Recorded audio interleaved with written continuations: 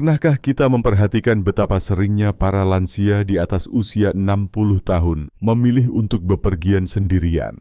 Entah itu ke pasar, ke warung sebelah, atau sekadar jalan-jalan di sekitar kompleks perumahan. Banyak dari kita menganggap itu hal biasa. Bahkan ada yang merasa bangga karena orang tuanya masih mandiri dan aktif di usia senja. Tapi sayangnya, di balik semangat dan kemandirian itu, tersimpan berbagai risiko yang seringkali luput dari perhatian. Bahaya yang bisa datang secara tiba-tiba, diam-diam, tanpa disadari, dan bisa berakibat fatal bila tidak ditangani dengan serius. Inilah yang akan kita bahas hari ini, bahaya lansia bepergian sendirian, yang sering dianggap remeh, namun bisa berujung petaka. Assalamualaikum warahmatullahi wabarakatuh. Salam sejahtera untuk kita semua.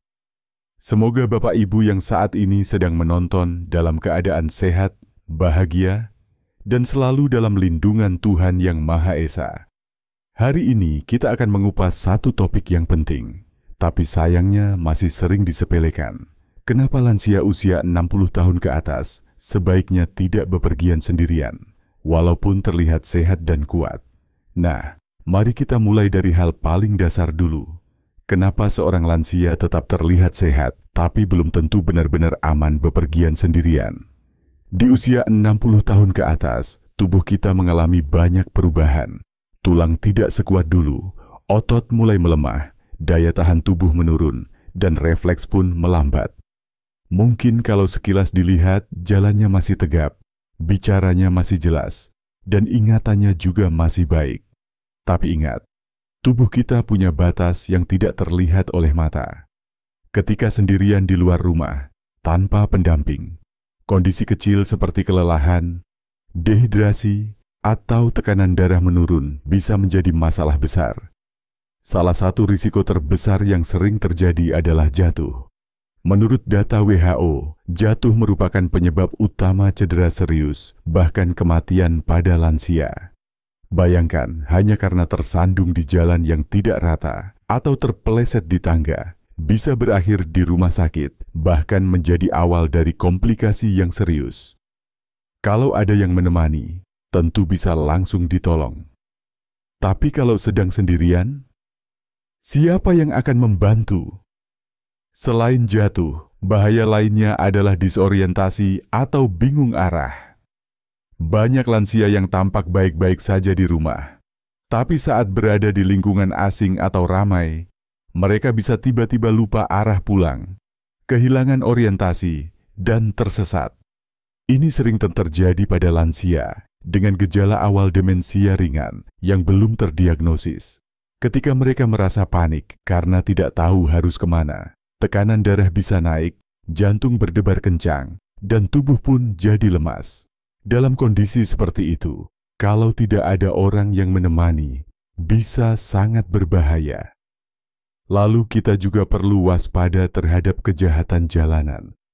Lansia cenderung menjadi target empuk bagi pelaku kejahatan, seperti copet, jambret, atau bahkan penipuan.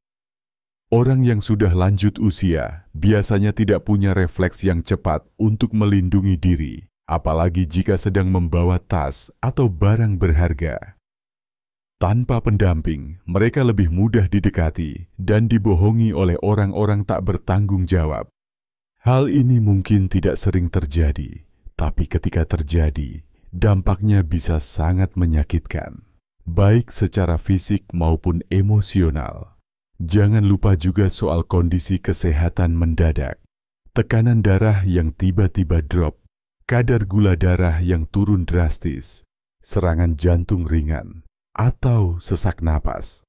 Semua ini bisa muncul tiba-tiba tanpa gejala awal yang jelas.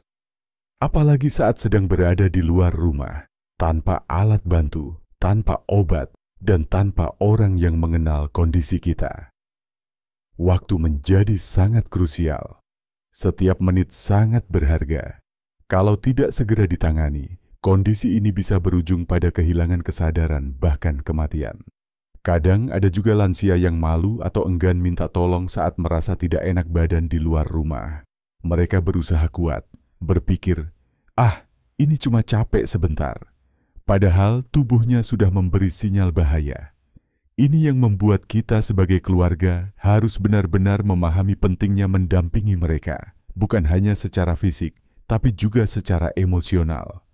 Selain itu, banyak lansia yang tidak menggunakan alat bantu seperti tongkat atau kacamata saat bepergian. Alasannya macam-macam, malu, merasa masih kuat, atau sekadar lupa. Padahal alat bantu itu sangat penting. Kehilangan keseimbangan karena tidak memakai tongkat atau tidak melihat jalan dengan jelas karena lupa pakai kacamata bisa berujung pada kecelakaan kecil yang menjadi besar. Baik Tina, sekarang kita masuk ke bagian yang sering menjadi perdebatan. Ada keluarga yang bilang, biarin aja orang tua saya jalan-jalan sendiri, itu bikin mereka bahagia. Memang betul, rasa bahagia dan kebebasan itu penting untuk lansia. Tapi, jangan sampai kebebasan itu malah membahayakan mereka. Solusinya, bukan melarang secara total, tapi memberikan pendampingan yang penuh empati dan bijak.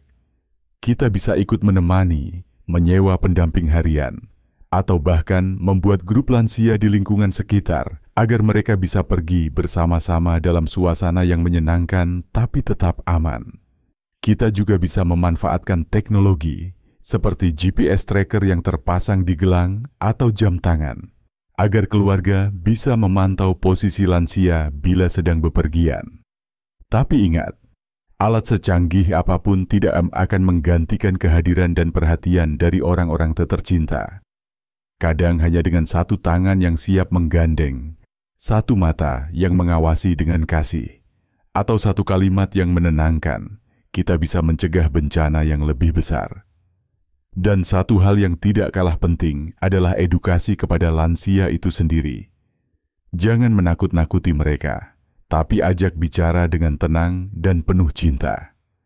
Katakan bahwa kita peduli, bukan melarang. Bahwa kita ingin mereka tetap aktif, tapi dengan cara yang aman. Ajak mereka membuat jadwal rutin jalan pagi di taman bersama keluarga, atau sekadar belanja ke pasar dengan ditemani cucu. Kegiatan seperti itu justru akan membuat lansia merasa lebih dihargai dan tidak kesepian. Akhirnya, mari kita ubah cara pandang kita.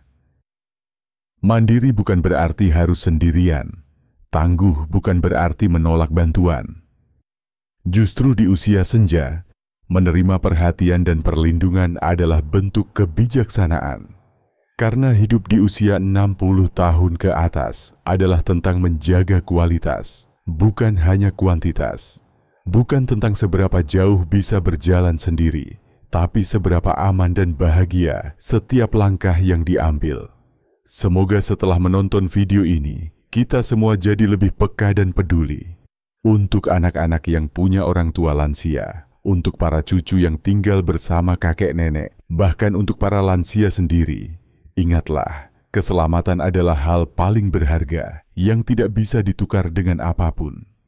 Jangan malu untuk meminta ditemani. Jangan gengsi untuk menggunakan alat bantu. Karena setiap langkah kecil yang aman lebih berharga daripada 1000 langkah yang berisiko. Terima kasih sudah menyimak sampai akhir.